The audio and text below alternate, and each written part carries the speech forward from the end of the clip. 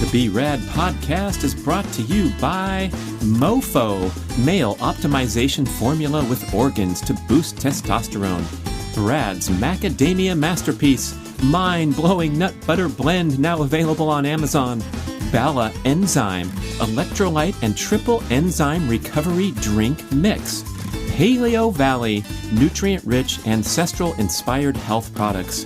By Optimizers, performance supplements like magnesium, probiotics, and more. And B.rad Whey Protein Super Fuel, coming soon. Stay tuned for details. And please visit bradkearns.com to check out my personal selection of favorite products for health, fitness, and peak performance with great discounts for listeners. And here we go with the show. In Chapter 5, Get Your Concerns Really Heard, you'll be able to use these responses and other examples as a starting point for using positive communication. And part of that is recognizing that we're human, that these reactions also happened to Mother Teresa and Mahatma Gandhi. Clarify that calling a timeout is not being disrespectful. I want to talk about the best magnesium supplement from By Optimizers. Did you know that magnesium is believed to be one of the most widely deficient micronutrients, that it's involved in 600 different enzyme reactions in the body, and that 75% of modern citizens fail to get enough from their diets? This is due to depleted soil, missing the truly magnesium-rich foods, and stressful lifestyle patterns depleting magnesium levels. It's definitely one of the most important supplements, and By Optimizers has a sensational product called Magnesium Breakthrough, the only organic full-spectrum magnesium supplement that includes 7 unique forms of magnesium for stress relief and better sleep. Visit magbreakthrough.com/Brad and you get an incredibly informative page on how the product will benefit you and the best ways to use it. You'll also save 10% on that page or by using the code BRAD10 at checkout. Try the product with a full money-back guarantee from By Optimizers. Visit magbreakthrough.com/Brad or use the code BRAD10 at checkout. Hey listeners, how about we learn how to stop arguing and engaging in stressful, destructive relationships? Enough already. The world's difficult enough to navigate every single day and all the challenges and problems that we face. At least we can be more civil, kind, open, listening, and understanding, especially with our closest relationships. And guess what? Those are the ones when emotions are most likely to come into the mix and screw things up and leave your skills in the dust and have the emotions take over. So I present an interesting, informative, and practically helpful conversation with a therapist by the name of Jerry Manney. And he wrote a wonderful new book called Why We Argue and How to Stop, a Therapist's Guide to Navigating Disagreements, Managing Emotions, and Creating Healthier Relationships. And you're going to love this guy. He's got a real gentle approach. He talks about he is still a work in progress himself, so he's not up there on the pedestal pointing his finger and telling you what to do. He's in the mix with us. He admits sometimes he doesn't know the exact best way to parent teenagers, but when you keep these skills in mind and get a nice refresher by reading the book and becoming more aware, I think you're really going to love it. And same with the conversation. It was helpful just to go through these things and learn about how self-care has to take the center stage before you can really contribute and interact optimally with others. He has a wonderful self-questionnaire that he describes where you get to fill in the blanks. So it's sort of an interactive book, and you get to learn more about yourself by just going through the exercise of asking these questions of yourself. You're going to learn some good practical takeaway tips like the importance of calling timeouts and the best way to do so.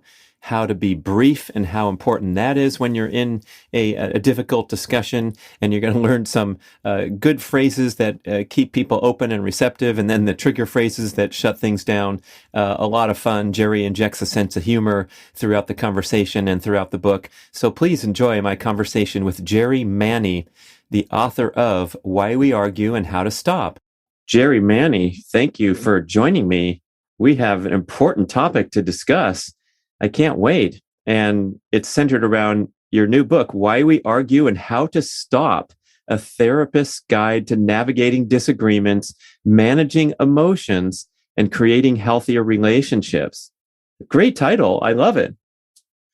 Thanks for having me here, Brad. Oh, sure. It's an important topic. And the thing you said right before we started recording seems to be, we're going to cut right to the heart of it. And it's also in the subtitle where your emotions are in the mix when the argument begins. And that's when your skills go out the window, huh? Absolutely. And John Gottman in his work talks a lot about that too. Although his work, which he says is heavily researched, focuses mainly on couples, I've also focused my work in any type of relationship. But yeah, when our emotions start to escalate, things can go south real quickly.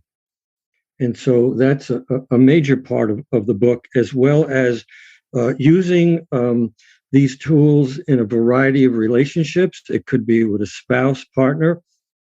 It can be with other relatives. It can be with your kids, your teenagers, your parents, your coworkers, your ex, who is also the parent of your children. And what I've often said, it's one thing to divorce a spouse, but when you have children, you need at some point to have some communication. So that's also what I put in my book as well. Well, it seems to me it all goes hand in hand. Like, you can't be this wonderful partner or parent, and then you're a jerk in the workplace, and you're going around ignoring these supposed skills. So you either have it and you apply it to everywhere, especially the most difficult relationships. I think is the place where maybe you can have the most growth. That's an interesting point. When things, I think of a couple things. Certainly for those people closest to us, but also nowadays with the stresses and strains with social media, which I talk about in my book, we can get into arguments with perfect strangers at any given moment. It feels like we wire these patterns and we somehow thrive on it, even though we might, complain about another argument that we got into at the store today when they asked me to wear a mask, or told me to take my mask off, whatever the argument's about. And then it starts to become, habitual and routine. And I'd love to go through some of the checkpoints in your book about how people can kind of wake up and have, a less argumentative life. Thank you. What I don't talk about in my book is any secrets. There are no secrets. It's being human. It's recognizing that.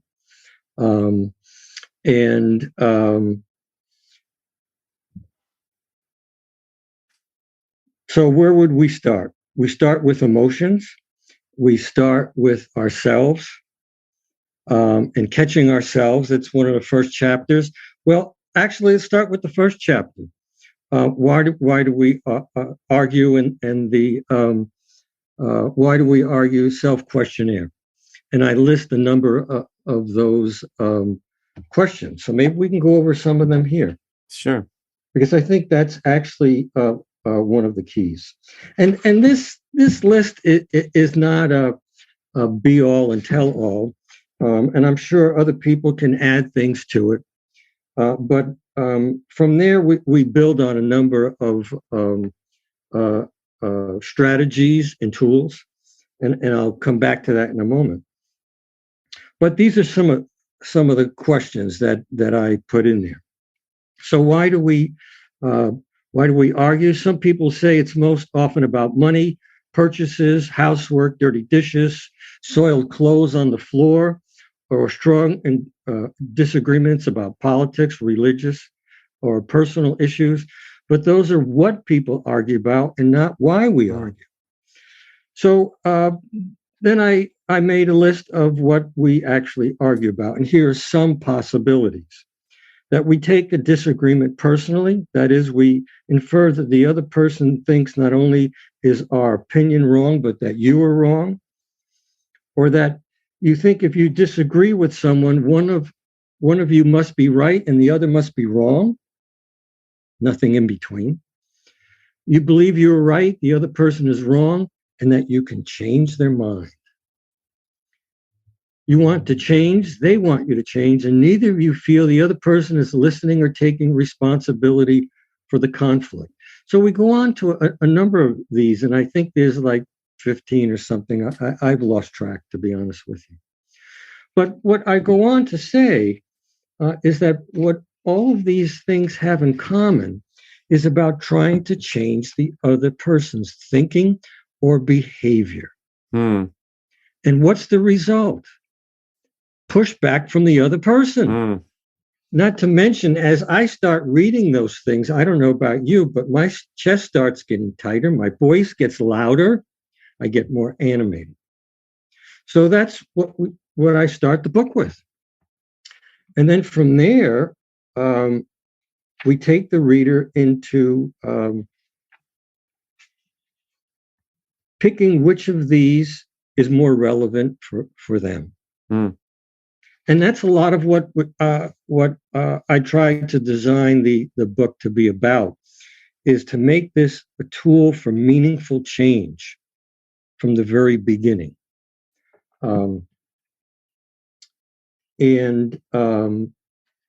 So for some examples, when I feel hurt, this is one of the questions. I may feel like retaliating.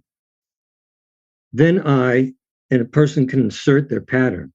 I tend to do this with, what's the name of the person in the relationship? And so, yeah, I get a lot of smiles from people as we get into this, okay, relating with this. And I would like to insert your goal. So we do this with each of these questions. And if it doesn't apply, fine. My thought is, isn't it enough that we as human beings struggle with our emotions, which are the great blessings and the challenges of being human? Sometimes I will argue to prove a point. This usually results in insert your usual outcome. I tend to do this with the name of the person in the relationship. I would like to insert your goal. So with each of these questions, this is the scenario there. Okay.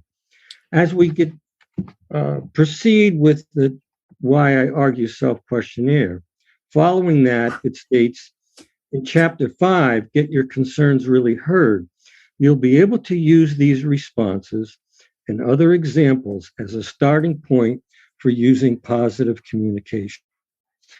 I've adapted Dr. Robert Myers, a behavioral psychologist, his 7 guidelines for positive communication. He developed this a number of years ago, and it's heavily researched, not only by Bob Myers, but by other researchers as well, in developing the CRAFT model, C-R-A-F-T. CRAFT stands for Community Reinforcement Approach Family Training, and it's been developed very effectively to help family and friends who are concerned about someone else's alcohol or drug use. And this approach has been helpful and I'm trying to think of the statistics. I have it in the very beginning of the book. 67, 70% of the time in influencing, not forcing, influencing effective change in a loved one, as well as reducing stress, anxiety, depression in the person using this, improving communication. Mm.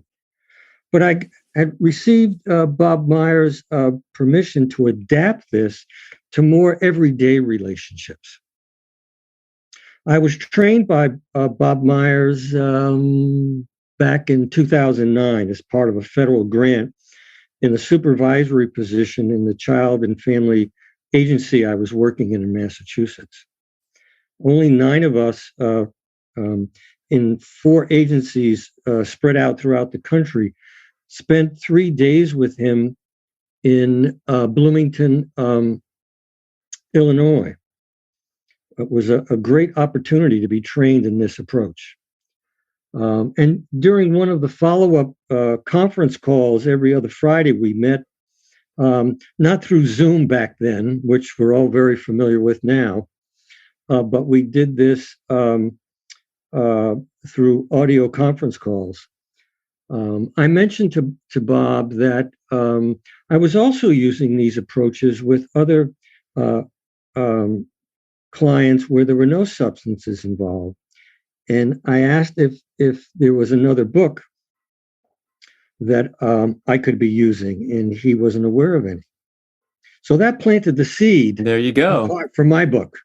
Right. So these crisis situations that the professionals have created a protocol for, now you're taking these to everyday arguing and in all the parameters you mentioned. And when you were talking about that self-questionnaire, it also occurred to me, as you're asking that breakout question, why do I argue? You might also ask, why do I need to change people's minds? Why do I need them to come to my side? And so it seemed like a double whammy right out of the gate to go, wow, what am I doing? Why does everyone have to think in the same manner or have the same opinion as I?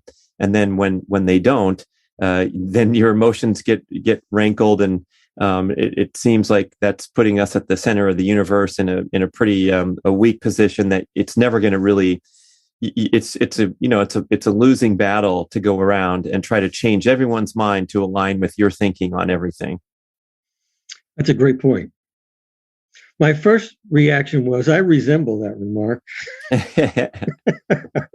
Well, I like that. I mean, that's funny. And it's also, it stings because we know if we all look at ourselves deep down, this is this kind of strong human inclination to convince people to line up with you. And I'm especially calling myself out here because I'm a thought influencer and I promote health and fitness. And so I'm really enthusiastic about engaging with people and saying, hey, those sodas that you're cranking all day, you might want to think about a change in habit and not drink those. And here's why. And let me go off onto my riff now so I can convince you to change your life. And it's like, I've learned over time that I have to pick my battles. In other words, I have to wait patiently until people are open and receptive to my message rather than knocking on doors and saying, hey, I just have this great book. It's going to change your life. Here, let me stick it in your face and beg you to read it and hound you and cajole you. And that's a huge waste of energy. And so there it becomes kind of delicate especially when you have those close relationships, like you say, in the workplace, family, friends, loved ones, kids. You really, really are invested in having things line up nicely and having people come along with your point of view. And that's when we get into trouble. Yeah, well said. It's also why I intentionally add some humor in the book. Part of that is to break some of the tension for a serious discussion, but it's also as a teaching tool as well. I looked at your website and about you having been a outstanding triathlete, My oldest daughter's boyfriend will be running in the Boston Marathon for the 16th time a week from today. Wow. But I'm a master's level therapist, but my undergraduate degree is in health and education, health and physical education. Mm-hmm. So I also have an interest in people, not just emotionally and behaviorally, but also in their physical health. I've worked in hospital settings for over 20 years. And my oldest daughter and my wife are essential workers. They work in the healthcare field. So I hear you loud and clear. Chapter 3 is called Try Different, Not Harder. Okay.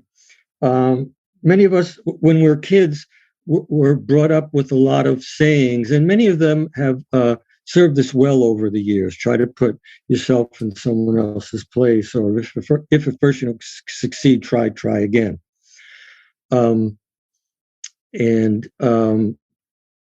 But many times of trying different, and that's a lot of what I try to look at in my book. But yeah, if everyone just got their, I'm trying to choose my words carefully here, but their darn act together, then I'd be fine. And I think that's part of being human. I think that's just part of being human. Okay. And that each of us have our own story, which we don't know. We don't know.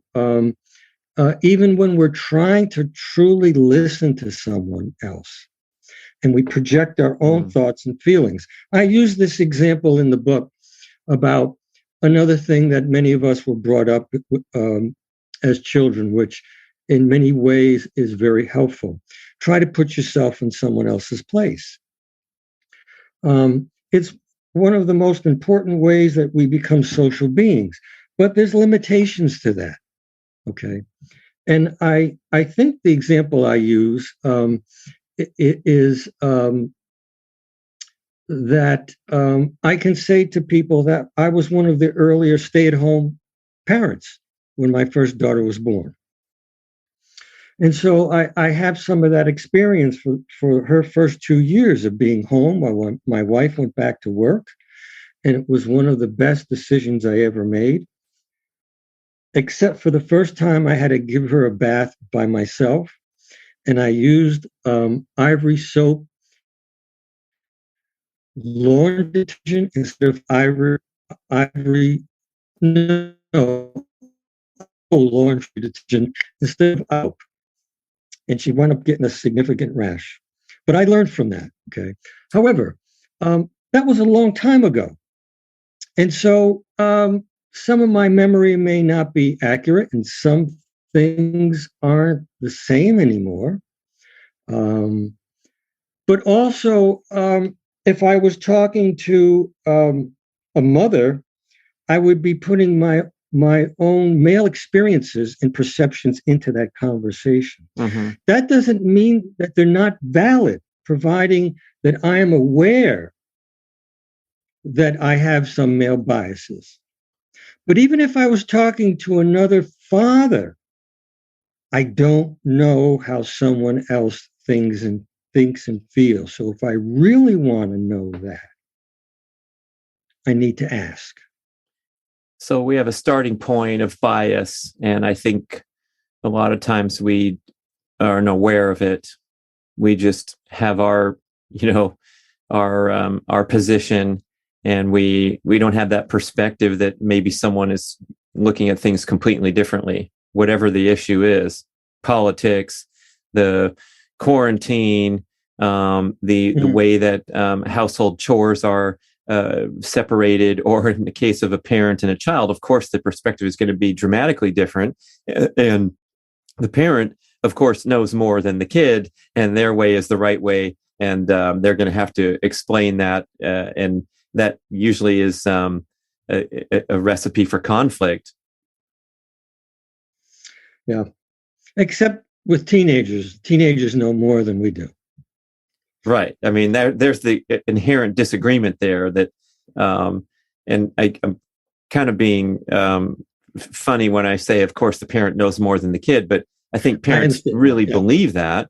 And we know what's good for our kids more than they do. But I'm, now my kids are 24 and 22, and we relate some funny stories from the past where, I'd bring out all my parenting skills and, step up to my son because he, broke the rules. And I said, why did you lie to me? And he said, oh, because you weren't going to let me if I didn't. And I'm like, wow, good point. And it's like, okay, from now on, if you're going to stay out late, just tell me the truth and we'll work it out. But it was a turning point moment because I was dealing with a kid who was a good kid. He wasn't any trouble. And one night he stayed out late, and him and his friend made up a story and bounced it off each, I'm over at this kid's house. And that kid told his mom he's over at our house. And then I talked to the mom, and of course, everything blew up. But, you can't control everything in life. And I think this is getting back to the origination of the arguments is that desire to have everything bend to your will and your way of your beliefs. Another excellent point. It's one thing to talk about a spouse, a partner, a coworker, someone else who might have different beliefs. But when we're talking about our own kids, now we ramp up the emotions. And when they say, well, you don't remember what it's like, things are different. Part of that is true, but part of it is we do remember, and it can scare the hell out of us.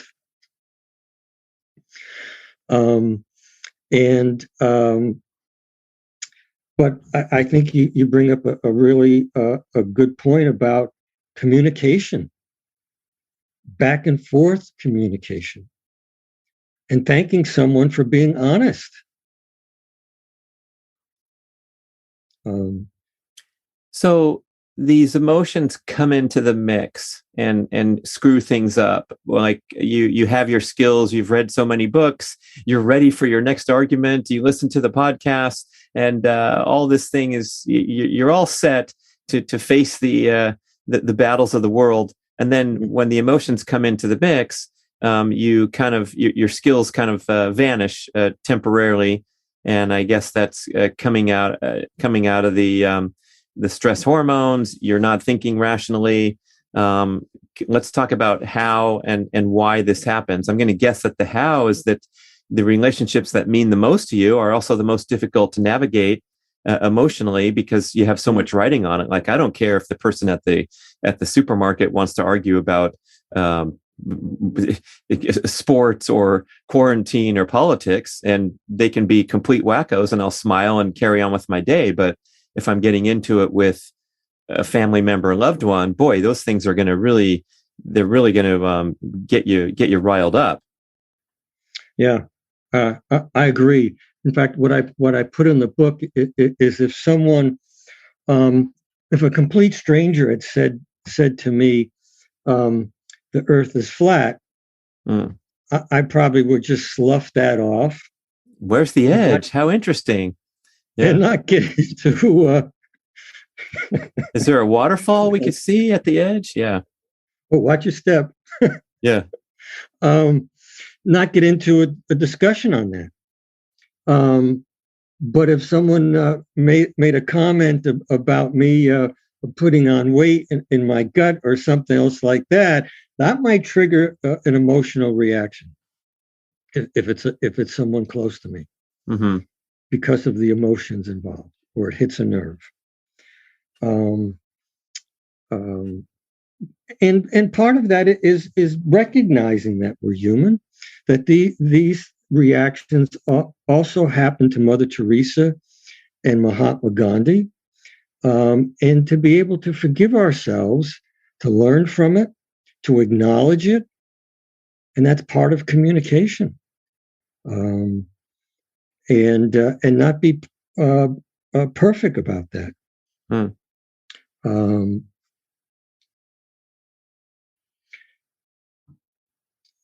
And this opens up a whole nother area there.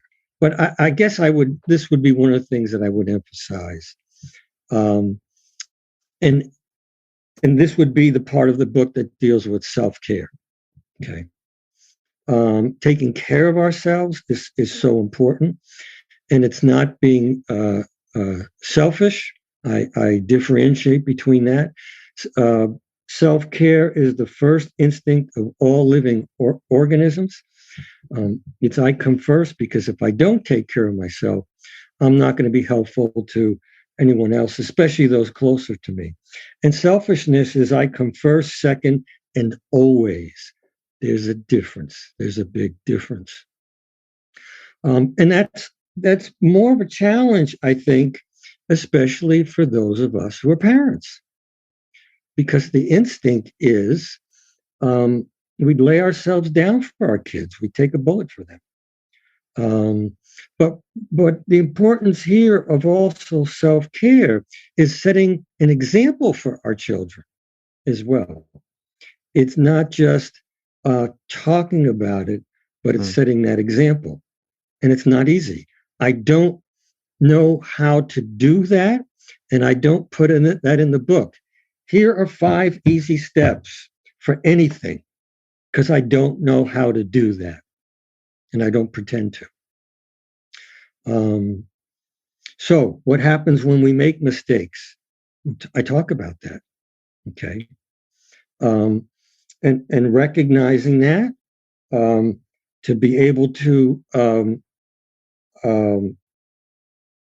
forgive ourselves, to be able to make apologies. I talk about letting go of guilt, letting go of anger. I got a lot of experience with that. Yeah, I suppose if you're kind of incapable of doing that, you're going to repeat these patterns. And so even the guilt and feeling bad because you lost your temper in the most recent argument, and you're terribly sorry, and you say sorry 20 times, and you feel so guilty and you feel bad about yourself. It occurs to me that it's sort of a setup to do it again, and then be really super sorry again, and then feel guilty again.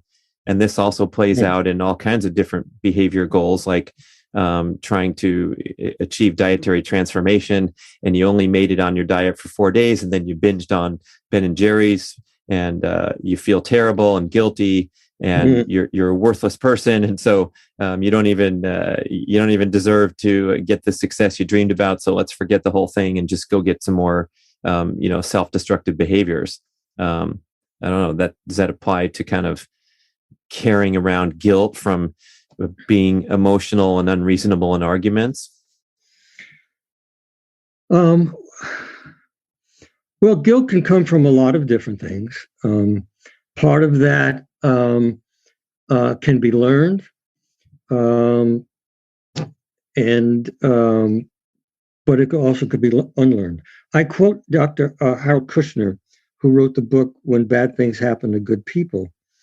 And he talks about part of when I hesitate is that I don't have the type of memory that I can quote people word for word. Okay. And I do that whether it's about the book or when I'm as a therapist, when I'm reflecting back with one of my clients, I will say that to them. I'm hesitating here because I know that I can't repeat exactly what you said now or a couple of weeks ago. So I want them to know. Okay. I also sometimes break that with a little humor by saying, I'm not deep in thought right now. Okay. And that although I might look like a stereotypical therapist, I often say that I look smarter than I am. Then they laugh and it breaks some more of the tension. But Harold Kushner talks about that excessive guilt can be counterproductive. Um, and so I talk about that in the book, about letting go of excessive guilt. And that at times that someone might use the term "I'm sorry" when it might be that oh, I didn't realize that seat was taken. That it's not necessarily that apologizing isn't necessarily appropriate. So part of learning more effective communication skills is use of appropriate words, but also overusing the term "I'm sorry" when an apology is not appropriate weakens the phrase. Okay.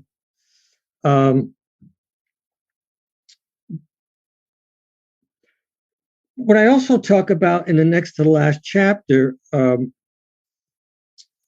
is that no self-book can cover every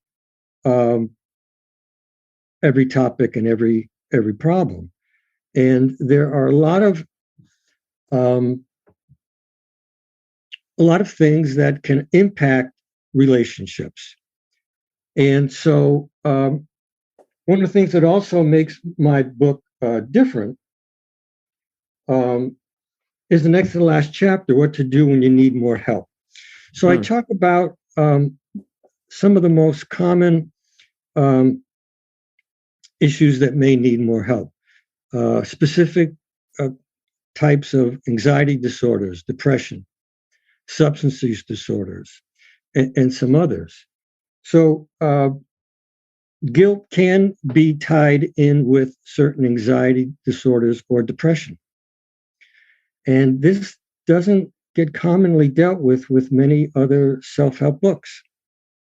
And yet it can be something that is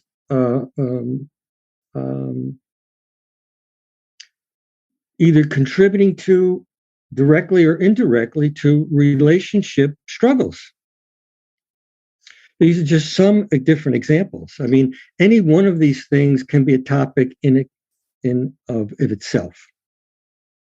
And guilt, huge topic.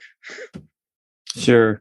I like those other skill suggestions that are peppered throughout the book. So maybe we can give the listeners some additional practical tips or things to think about. One of them is the timeouts, which you spend some good time on. And it's a great suggestion, but I sometimes find, especially when the emotions are involved, it's difficult to take a timeout. So how can we get better at that? And how do we utilize timeouts to their best success?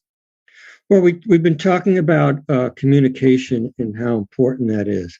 But there are times when it's best not to talk.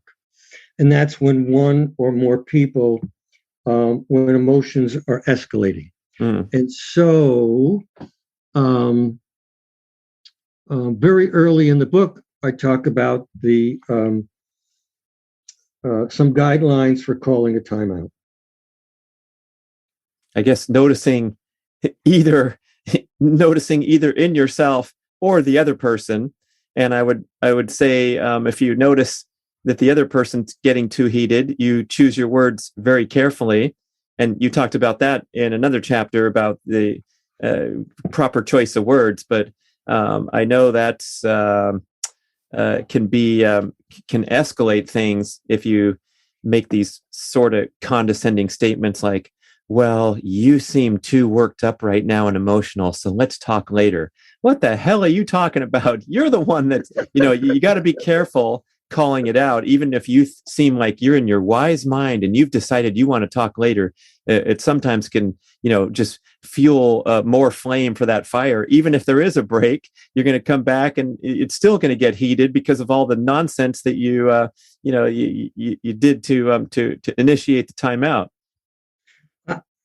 If anybody heard me laughing in reaction to your comment, is I'm identifying with it. Okay. I'm identifying with it. Oh, here goes Mr. Therapist telling us to calm down. Absolutely. Oh, yeah. Absolutely.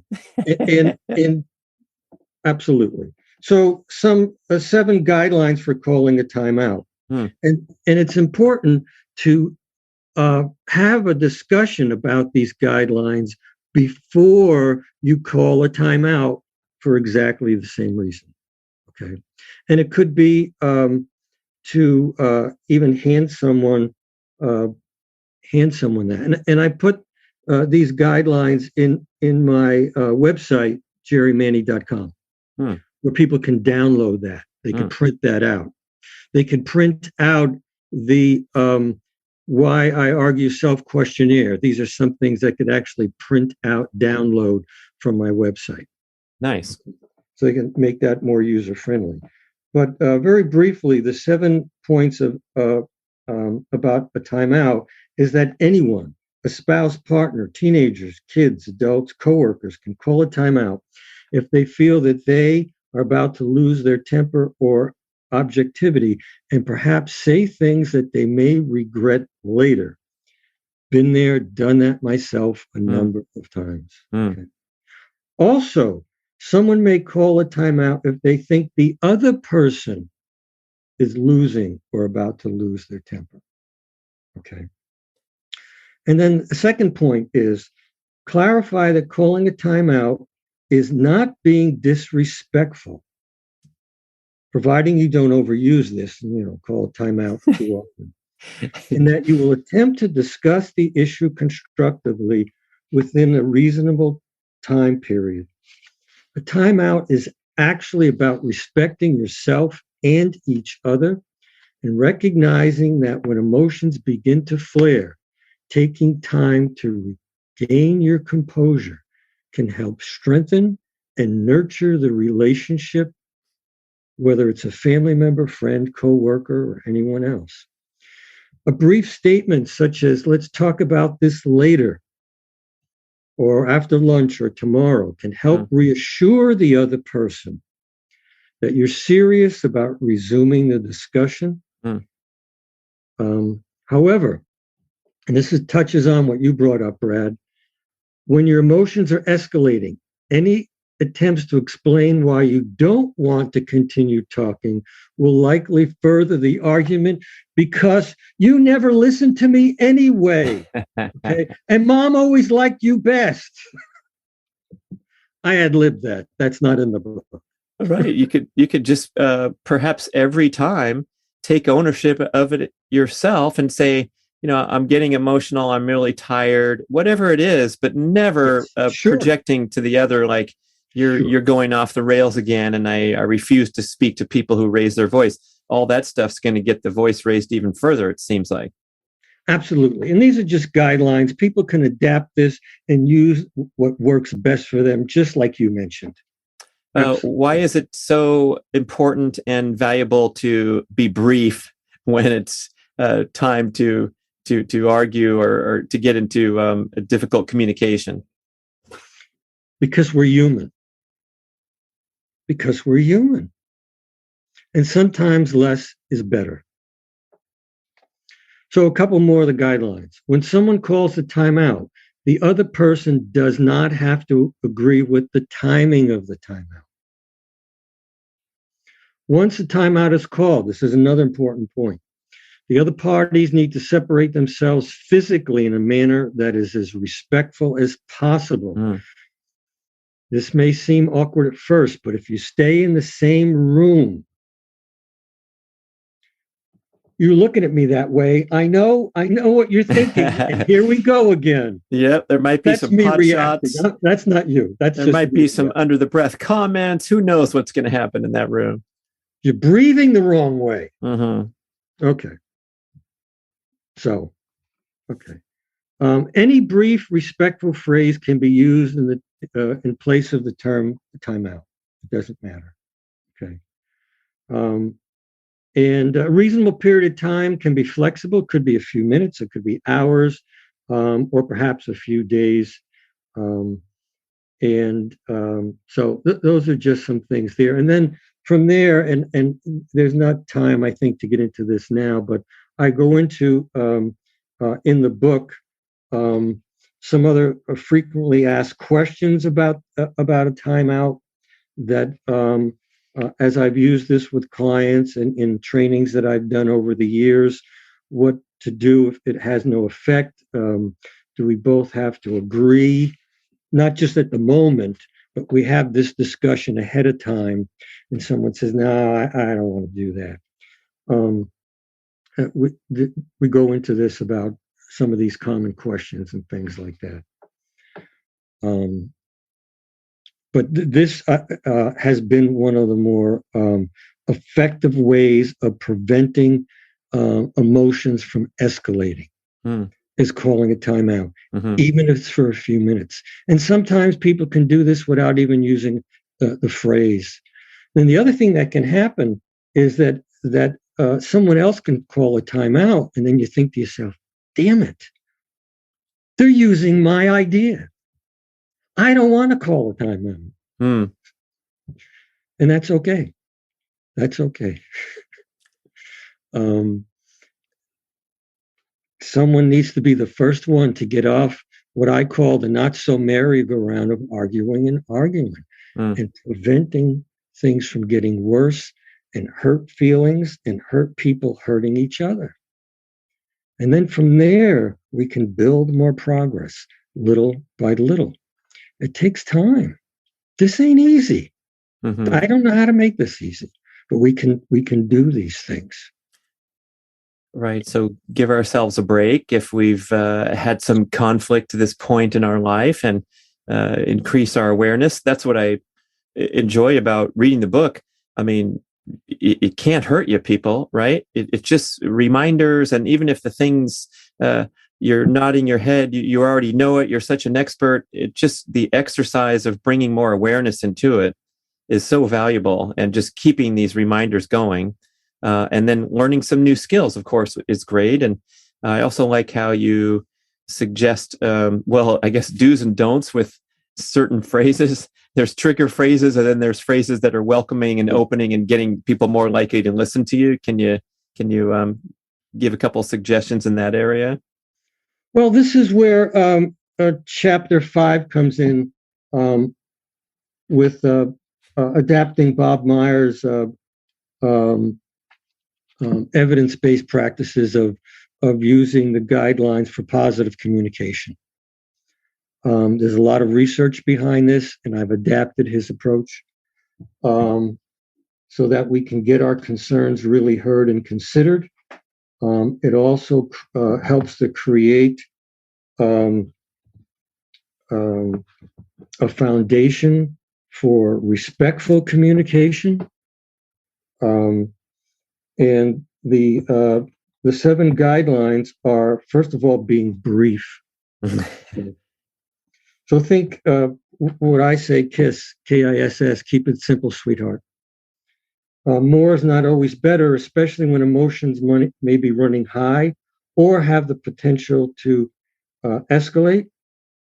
Once you get into a long explanation, we often end up repeating our point or introducing additional concerns and examples, and then it gets hard to follow all these things. The second guideline of positive communication is being positive.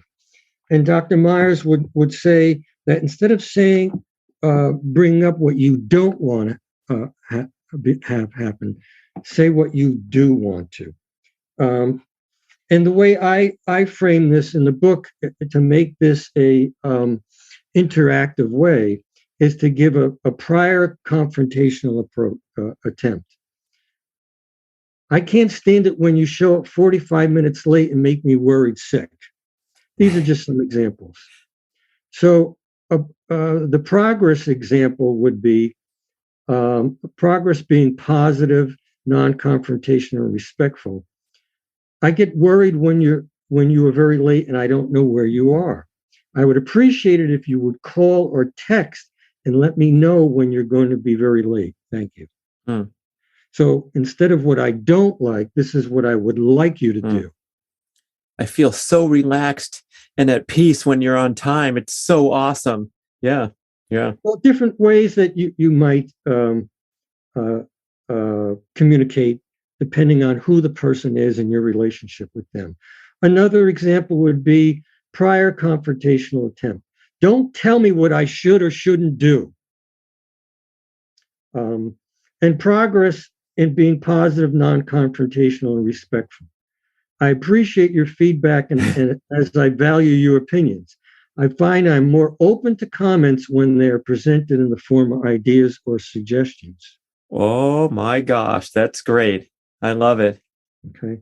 So now person then can then plug in their own examples of what they've tried before that was unsatisfactory in their own opinion, and then they could practice each of these. Another one of the 7 guidelines of positive communication is being specific, referring to a specific concern rather than making a broad statement like you don't appreciate me, or you never, or you always. Okay. That'll shut you down right away as soon as the sentence starts. Yeah. Honestly, yeah. And then the person will be formulating a rebuttal, justifiably so. If you tell me I never blank, that it's almost impossible for the person to sit back and say, "Oh, thanks for the helpful feedback." They're going to find out the times that they countered that, and then you're going into argument alley. Exactly. So positive communication is not only getting our concerns heard, but saying it in a way that people are going to be less likely to be defensive and be more open-minded. So be specific. Refer to a specific concern rather than a broad statement is likely to result in more effective discussions and responses. Yeah, I guess even if it's the 10th time that you're calling me out on this, I probably already know it anyway. I don't really need to hear that it's the 10th time. But if you say, "Hey, you left your wet towel on the floor, can you pick it up?" That person, if the feedback is delivered in a kind and loving and strategic manner, that person might even be the one to volunteer. "Oh gosh, I seem to do this all the time. Sorry, let me pick it up." But if you start out with, the scoreboard, that's the 12th time in the last 33 days. I just want to know because I have a little chart here. I can prove it to you. Boy, oh boy, that doesn't come across too well. So here's an example. Prior broad statement attempt. Things have got to change around here and change fast. Progress in referring to a specific concern. This is someone saying this to themselves. I need to call a timeout and simmer down before I lose it big time. So they go for a walk or do some other types of self-care and some other things like that. And so then they ask the person to pick a time. Another specific example guidelines is label your emotions. Other people are more likely to acknowledge your emotions more open-mindedly and empathize with you when you present your concerns calmly and without blame. Okay. So I'm skipping through some of this because I know we're running out of time, Brad. Great tips. Really good. We're on a big finish here, people. If you could just remember some of these things and put them into practice, I think it could be transformative. I really do. Okay. And so let me just finish this point. And then I list, this is probably more for us guys than for women who are more in touch with their feelings. But then I list, this is a partial list of feeling words. So I have uncomfortable emotions like being afraid, aggravated, angry. Pleasant words like amazed, at ease, calm, and things like that. Just to help us guys here who are more likely to say, "Well, I feel bad" or "I feel good." Well, that's a start. But as we're more specific in labeling our emotions, it can be more helpful for someone else to understand. And some examples in labeling emotions. The prior attempt without labeling, "I feel that this is unfair." That's a statement. That's not a feeling. That's an opinion. Okay. Progress in labeling your emotions calmly without judgment or blame. I feel angry and frustrated because this seems unfair to me. Ah, there you go. Okay. So I feel like you're an idiot is not really an accurate emotion. We have to go and be more clear. People might misinterpret that. Yeah. And I do have an example here, but we're running out of time about dirty dishes and laundry on the floor and how to reword that. But, I try to use a lot of common examples. But again, people then, with each of these, the readers plug in their own examples. They also encourage to go back to their Why Argue Self questionnaire, to go back to what they put in there and pull out some of them as well. So the book is designed to be very reader friendly and interactive. Yeah, I love that. Anytime that's in a book, and just again, merely going through the exercise and noticing how you fill in those blanks can be illuminating. If you do it in an honest manner, especially, and realize that you might be stuck in your own point of view so strongly, and as soon as you put the pen to paper, it looks kind of silly when you put those answers in, but it's a great process for growth. I see it as being human. Yeah, and that's I like why that. I add some humor in there at times. You're not a mean guy, Jerry. You keep giving us a break because we're human. I love it. We're just human, people. Because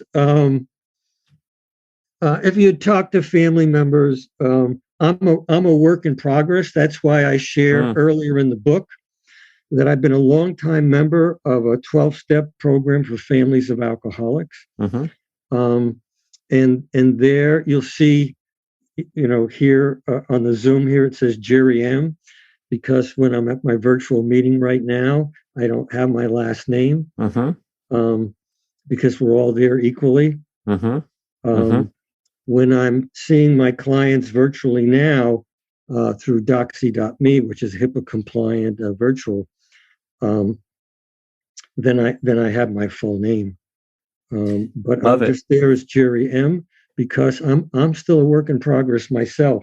I have to apply the same things that we're talking about because it's easier being on your podcast, talking with you, that I have to catch myself so I don't react. But I'm much better at it. But I have to be vigilant. Jerry Manney, people, what a great show. I appreciate this ending too, giving us all some perspective. We're just a work in progress, even the author of the book. So go pick up the book. It's all over. It's called Why We Argue and How to Stop. And tell us your website again, where we can get those free questionnaires to download and things. I try to keep it simple, jerrymanney.com. And thank you so much for having me. I really appreciate it. And I enjoyed talking with you, Brad. Thanks for listening, everyone. Jerry Manney. Hey, listeners, I discovered an awesome new electrolyte and triple enzyme powdered drink that's going to knock your socks off. It's called Bala Enzyme, and it comes in a convenient little pouch of bright orange powder that you pour into water for the ultimate electrolyte and antioxidant drink. It's simple, convenient, and yes, the orange tint comes from a potent serving of turmeric along with a clean and diverse assortment of enzymes and electrolytes and a perfect taste that's not fake or too sweet. Bala was created by husband and wife doctors to help their patients recover from inflammation, improve hydration, speed up recovery, even relieve joint pain, improve digestion, and boost immunity. I love their incredible devotion to product quality. There's a lot of research behind it, and I just sprinkle this packet into ice water, and it's so easy to stay hydrated because you absolutely enjoy the taste of the drink. Get their convenient little packets. They even designed it with the tear half torn, so it's easy to open into the water. I love what they think of. And it comes in 3 exciting flavors: pineapple, lime, and berry.